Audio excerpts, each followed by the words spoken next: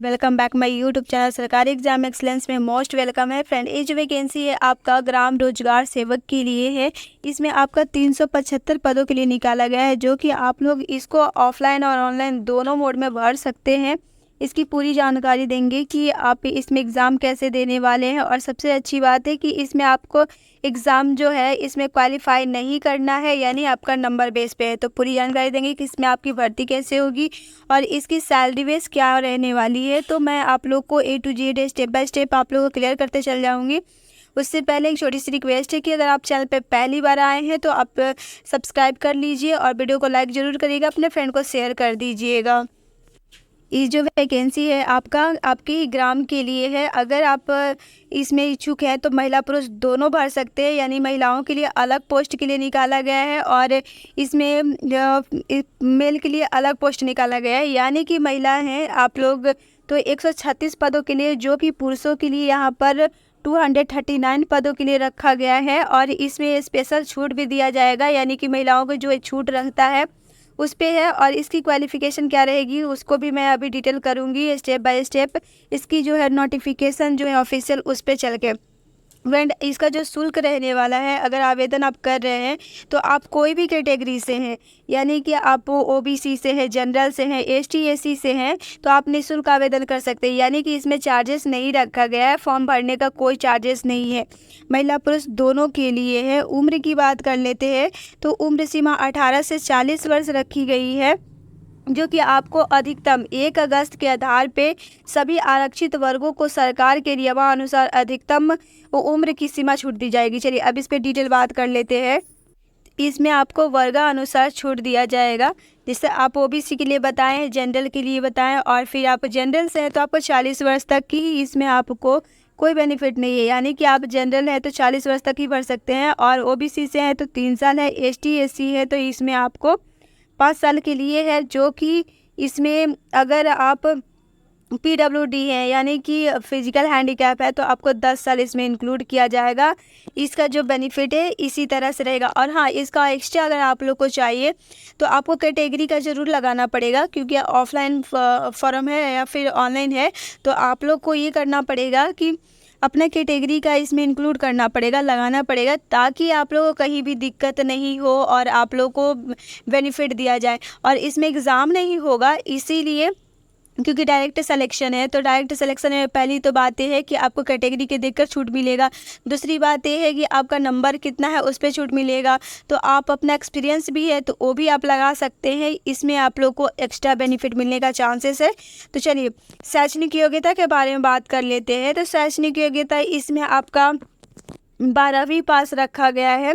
अगर 12वीं पास उत्तीर्ण है तो आप भर सकते हैं। और इसके लिए अभ्यर्थी ITI कंप्यूटर का नॉलेज संबंधित क्षेत्रों में या डिप्लोमा या डिग्री होनी चाहिए। यहाँ पर क्लियर कर दिया है कि अगर आप 12वीं पास हैं, ठीक है, तो आपको साथ साथ आपको कंप्यूटर का नॉलेज भी रखना है, और फिर ITI किए हैं तो और अच्छा है। और इसमें जो है एक्स्ट्रा बेनिफिट है, क्योंकि इसके साथ साथ आप लोग को लगाना होगा ये सारा कुछ जो है आप लोगों का कंप्यूटर नॉलेज है, और फिर यहाँ पर ITI किए हुए हैं तो आप लोग को डिप्लोमा डिग्री है या फिर कहीं से भी मान्यता प्राप्त संस्थान से आप किए हुए हैं तो आप ज़रूर इसको लगाइए, क्योंकि इसी पर आपका सिलेक्शन होना है। तो चलिए चयन प्रक्रिया की बात कर लेते हैं। तो चयन इसमें आपको इसमें लिखित आयोजन नहीं किया गया है, यानी आपका इसमें एग्ज़ाम नहीं होगा, सिर्फ आपके 12वीं के अंक पर मेरिट लिस्ट लगेगा। यानी कि अगर आपका जितना मार्क्स है, यानी 60% है, 70% है, यानी 50% है, तो ये आपको सिर्फ आपका ज़रूरी नहीं कि 60% वाले का ही सिलेक्शन हो, 50% वाले का भी सिलेक्शन होगा। लेकिन ये आपके ध्यान रखना पड़ेगा कि ये आपका जो है जब इंटरव्यू लिया जाएगा तो उस पे इंटरव्यू पर भी मार्क्स दिया जाता है, यानी आपकी पर्सनालिटी चेक की जाती है, आपकी स्किल टेस्ट लिया जाता है, इस तरह से आपको वहाँ पर अंक बनता है। तो इस चीज़ों पर भी आप ध्यान देंगे, ठीक है, और इसी पर आपका मेरिट लिस्ट लगेगा, तो इस पे ज़रूर आप लोग को ध्यान देना है। और बात कर लेते हैं इसका ऑफिशियल। चलिए ऑफिशियल पहले नोटिफिकेशन आप लोग को दिखाते हैं ताकि और आप क्लियर हो जाए इसमें। फ्रेंड देखिए ऑफिशियल नोटिफिकेशन है, ये मनरेगा के तौर पर निकाला गया है, यानी कि मनरेगा है, ये मनरेगा के तहत है, जो कि अगर आप इसमें फॉर्म भर रहे हैं तो उसके अकॉर्डिंग ही आपको सैलरी इसमें प्रोवाइड की जाएगी। तो इसमें सैलरी पर भी चर्चा करेंगे। पहले इसका बता देते हैं कि किस तरह से फॉर्म भरेंगे। देखिए स्टार्ट हो गया है आपका अगस्त महीने से है, यानी 1 मंथ टाइम दिया गया है, 21 अगस्त से लेकर आपका 21 सितंबर तक है। तो आप इसको कभी भी अप्लाई कर सकते हैं और इसको भर के भेज सकते हैं, अभी भी टाइम है। देखिए कैटेगरी वाइज बटी हुई है, तो इसमें आप जनरल में है तो आपको 1 मेल के लिए है, 146 है, फीमेल के लिए यहाँ पर जो है वुमेन के लिए 80 है जो कि जनरल कैटेगरी के लिए, ठीक है। और SEBC के लिए है 25 है आपका मेल के लिए, फीमेल के लिए यहाँ पर 15 रखा गया है।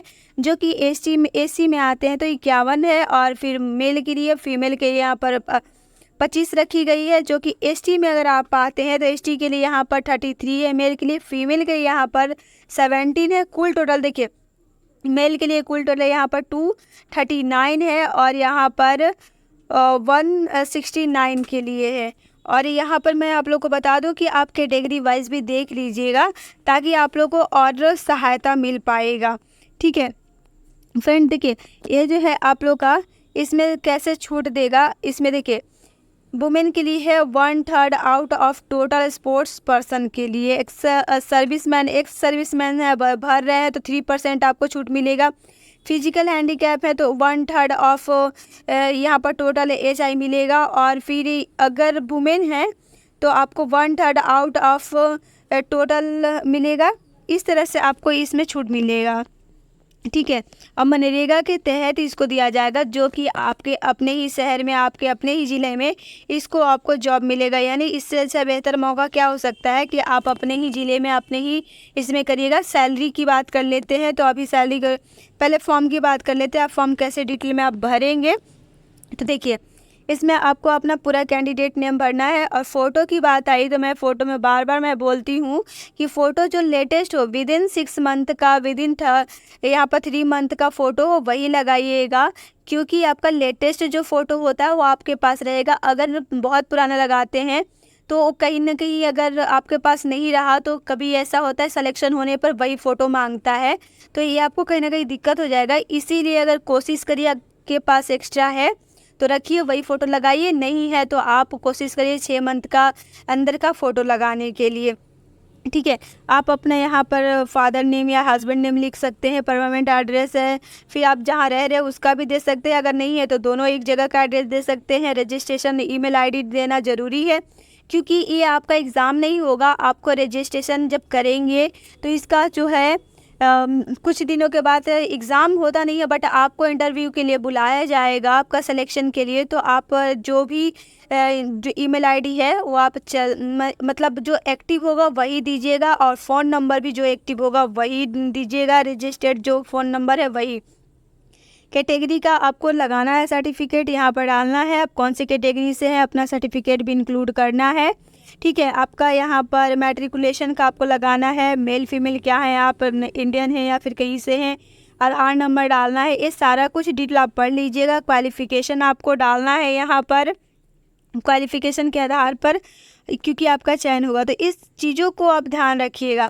और मैं ये बता देती हूँ कि ये उड़ीसा के लिए है, तो उड़िया कंपलसरी है आप लोग के लिए।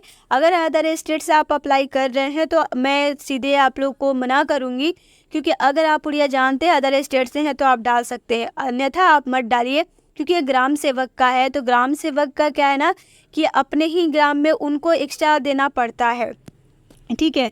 और इसकी बात कर लेते हैं सैलरी का, मनरेगा के तहत है तो सैलरी की बात कर लें तो इसमें आप लोगों को दिया जाएगा कुल टोटल जो है, देखिए आपको यहाँ पर 7000 है जो कि बढ़ता रहता है। मनरेगा क्या है कि अपने आपको आपके ही मतलब ग्राम में दिया जाता है, ठीक है। 8000 तक है, 8000 8500 तक का है, तो इस तरह से आप लोग का रहेगा। तो यानी आप नहीं कर रहे हैं कहीं भी, मेल फीमेल है, अगर अपने ही घर में करना चाहते तो आप लोग के लिए बहुत बेहतर मौका है, आप अप्लाई कर सकते हैं, ठीक है। 21 सितंबर तक इसका लास्ट डेट रहेगा। इसके प्रति अगर कोई भी क्वेरी है तो आप मेरे से कमेंट सेक्शन में पूछ सकते हैं, मैं आप लोग को आंसर ज़रूर बताऊँगी, ठीक है। इसका जो भी आप लोग को पूछना है आप पूछ सकते हैं। और हाँ, जो भी डॉक्यूमेंट इसमें मांगा गया है उसको इंक्लूड करना होगा बाय स्टेट, मतलब अपना जो है सिग्नेचर करके, उसको बोलते हैं सेल्फ अटेस्टेड बोलते हैं, तो उसको करके ही आप इसको जमा करिएगा। कौन सी जगह पे है ये देखिए, इसको आप लोग नोट डाउन कर लीजिए, वीडियो को आप रुककर इसमें देख सकते हैं, इस पे आपको भेजना है। ठीक है फ्रेंड, ये पूरी जानकारी थी, और जानकारी अच्छी लगी हो तो प्लीज़ चैनल को सब्सक्राइब जरूर कर लीजिए। वीडियो को अपने फ्रेंडों में शेयर कर दीजिएगा, जिनको नीड होगा वो फॉर्म को फिलअप करेंगे, क्योंकि ये अच्छा मौका है। लाइक ज़रूर कर दीजिएगा। मिलते हैं नेक्स्ट वीडियो में, तब तक के लिए गुड बाय फ्रेंड।